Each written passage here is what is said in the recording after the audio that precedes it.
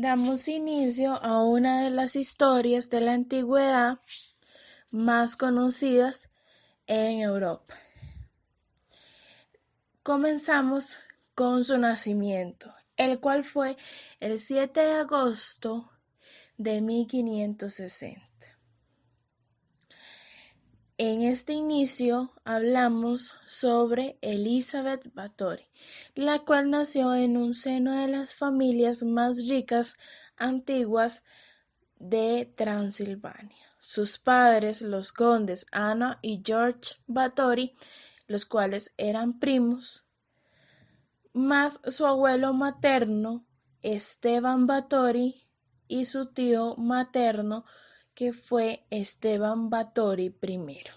Entre sus familiares se pudieron encontrar cardenales y varios príncipes.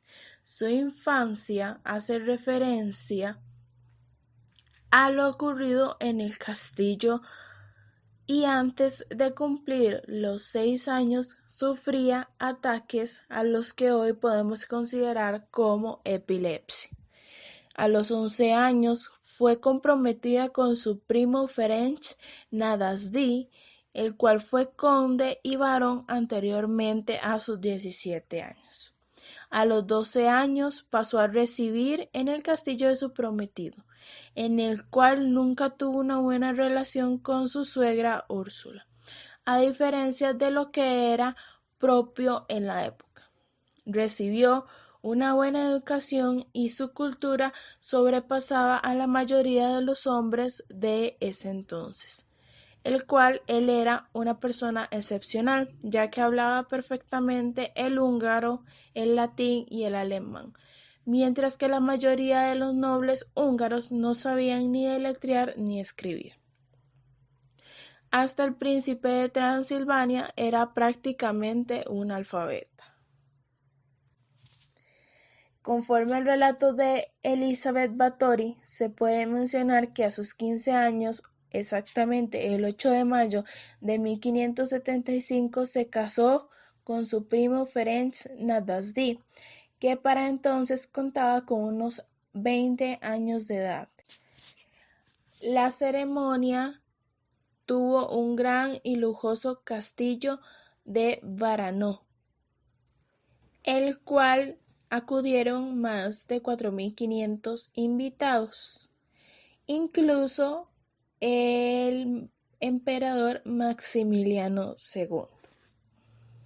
El joven conde no pasaba mucho tiempo por allí después de su casamiento. La mayor parte del tiempo estaba combatiendo en algunas de muchas guerras de la zona, las cuales eran empleadas por sus enemigos, lo que le mereció el apodo del Caballero Negro de Hungría. Existen registros epistolares que mencionan que Ferenc e Isabel intercambiaban información sobre las maneras más apropiadas de castigar sus sirvientes. Esto era normal entre los nobles de Europa del Este de esta época. Las posesiones de esta pareja de nobles húngaros eran enormes y se requerían además un féretro control sobre la población local del oriente húngaro, romano y eslovaco. Ferenc e Isabel apenas se veían debido a las actividades de guerras del primero, así que fue hasta el año de 1585, 10 años después de su matrimonio, que la condesa tuvo a su primera hija Ana, y en los 9 años siguientes tuvo a luz a Úrsula y a Catalina, para finalmente en 1598 alumbrar a su único hijo varón.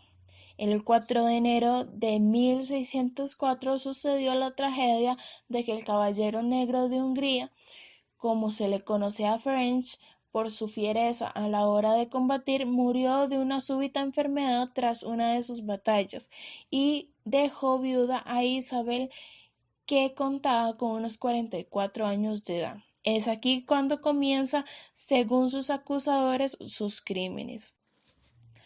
Para empezar, despidió a su muy odiada suegra del castillo junto con el resto de la parentela Nasdaq, los sirvientes a los cuales estaba protegiendo.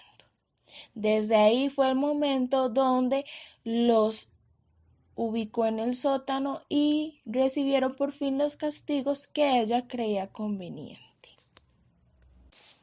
Según cuenta la leyenda, Isabel Báthory fue una cruel asesina en serie, obsesionada por la belleza, la cual utilizaba la sangre de las jóvenes sirvientas y pupilas para mantenerse joven en una época de una mujer de 44 años. Se acercaba peligrosamente a su ancianidad. La leyenda cuenta que Isabel vivió a su paso por un pueblo a una anciana decrépita y se burló de ella, y la anciana, ante su burla, la maldijo diciéndole que la noble también envejecería y se vería como ella algún día. Según el testimonio del conde palatino Jorge Thurzó, primo y enemigo de Isabel, nombrado investigador general por el rey, cuando su huésped llegó al castillo el 30 de diciembre de 1610, no hubo oposición ni nadie que lo recibiera. El primero que vieron fue a una sirvienta en el cepo del patio, en estado agónico debido a una paliza que le habían fracturado todos los huesos de la cadera. Esto era una práctica corriente, ya que no les llamó mucho la atención, pero al acceder al interior pudieron observar a varias sirvientas, las cuales estaban encadenadas. También a chicas desangradas y otras que aún estaban vivas, aunque le habían agujerado el cuerpo. En la mazmorra se pudieron encontrar una docena de todas ellas que respiraban, algunas de las cuales habían sido perforadas y cortadas en varias ocasiones a lo largo de las últimas semanas. Debajo del castillo exhumaron los cuerpos de 50 muchachas más, y el diario de Isabela contaba día por día a sus víctimas, con todo lujo de detalles, hasta sumar un total de 612 jóvenes torturadas y asesinadas a lo largo de los 7 años. Por todas partes había toneladas de ceniza y serín usadas para sacar la sangre que se vertía tan pródigamente en aquel lugar. Debido a esto, todo el castillo estaba cubierto de manchas oscuras y despedía un tenue olor a putrefacción. Se decía que mientras su esposo estaba fuera, ella mantenía relaciones sexuales con sirvientes de ambos sexos, y se rumoraba que cuando tenía acceso carnal con las chicas era raro de que las mordiese salvajemente. Todo esto sucedió o dio inicio en 1604, poco después de la muerte de su marido. Una de sus sirvientas adolescentes le dio un involuntariado tirón de pelos mientras la estaba peinando, lo cual atrajo un fuerte bofetón de la condesa que hizo sangrar a la nariz de la doncella, la cual hasta ese punto había sido afortunada, ya que lo normal entre la nobleza esclava de esa época habría sido escalar al patio para recibir 100 bofetones por aquel descuido. Pero cuando la sangre salpicó la piel de Isabel, a ésta le pareció que allá donde había salpicado la sangre se desaparecían las arrugas y su piel recuperaba su lozanidad juvenil. La condesa, fascinada, pensó que había encontrado la solución de la vejez y que siempre podría conservar la belleza y la juventud de esa manera. Tras consultar con sus brujos y alquimistas, con la ayuda del mayordomo Torco y la corpulenta Dorothy, Desnudaron a muchachas y las degollaron, llevándolas a un bañero en el cual vertieron la sangre de cada una.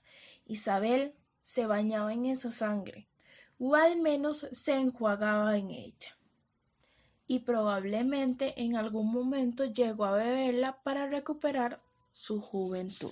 Entre 1604 y 1610, los agentes de Isabela se dieron a proveerla de jóvenes entre 9 y 16 años para sus rituales sangrientos. En el interior de mantener las apariencias, habrían convertido al pastor protestal local para sus víctimas tuviesen interiores cristianos respetables, ya que para ella eso significaba más juventud y divinidad. Más adelante, en la época en la que los errores de Gabor la pusieron en una delicada situación policial, tomó la costumbre de quemar los genitales de algunas sirvientas con velas, carbones y hierros al rojo para apurar la diversión. En 1609, Isabel, por la falta de sirvientas en la zona, como consecuencia de tantos crímenes que había desconfiado a la gente, cometió el error que acabaría con ella. Utilizando sus contactos, comenzó a tomar niñas y adolescentes de buenas familias para educarlas y que las hicieran para compañía. Algunas de ellas comenzaron a morir pronto por las mismas causas misteriosas, lo cual era raro en aquella época. Con sus elevadísimas tasas de mortalidad infantil y juvenil, pero en el internado de Cartiche el número de fallecidos era demasiado alto. Ahora las víctimas eran hijas de aristócratas menores, por lo que sus muertes eran consideradas importantes. La bruja Ana d'Arbulia le habría prevenido de que nunca tomara nobles, pero esta anciana había fallecido algún tiempo atrás. Pero fue su amiga Ercy, quien fue viuda de un rico granjero, quien vivía cerca de la localidad, quien convenció a la condesa de que no pasaría nada. Así fue como la condesa llevó todo esto a un trágico final. Muchos cuerpos se ocultaban en lugares peligrosamente insensatos, tales como fue el granero, el río que corría debajo del castillo, inclusive el jardín de las frutas y verduras de la cocina. Hoy en día es imposible describir lo que realmente sucedió.